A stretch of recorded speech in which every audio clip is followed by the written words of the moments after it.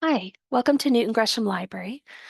This video is going to tell you how to use the interlibrary loan program through our library.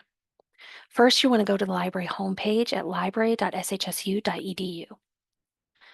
Scroll down and you'll see on the right several tools, including the button for research. If you click on this, there is a link for interlibrary loan. There is also a link in the online self-service, as well as in services 4. We have a link for interlibrary loan. When you go to the interlibrary loan page, you can scroll down and you'll see we have a department dedicated to our interlibrary loan program. There is a phone number as well as an email available.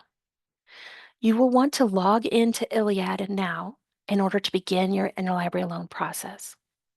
Use your username and password that you use to log into the computers here at the university. Once you've logged in, there is a list of tools and resources on the left. This includes new requests. If you're requesting for a journal article, a book chapter, or other resources, you would use these to request them.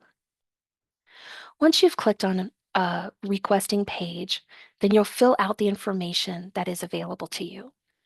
There are several parts that have a red star or asterisk next to them. These are the required boxes that you need to fill out as best to your ability. If you don't have information and it's a required box, put in not sure in A to try and still submit this article, this request form for the resource. You are able to do a search in Google to see if you can find more of the information that's required if you don't already have it at your disposal. The same would go for a book.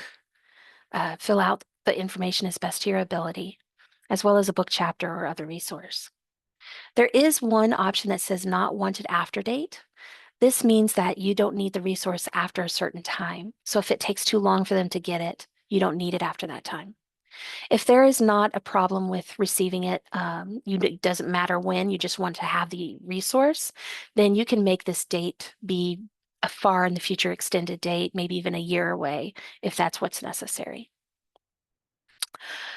If you're needing more guidance on how to use our interlibrary loan program, you can go to the library homepage and scroll down to our research guides. Once here, click on how-to guides and other special topics. Next, scroll down to the I's in this list, and you will see Interlibrary Loan User's Guide. This gives you several step-by-step instructions on how to do the interlibrary loan, as well as to give you understanding of the policies and procedures involved, anything that you may have a question about concerning distance learning, and the information on contacting them as well. If you have any questions, please feel free to email or call the office to find the answer and to help you with your research. Thank you very much. And we will stop there.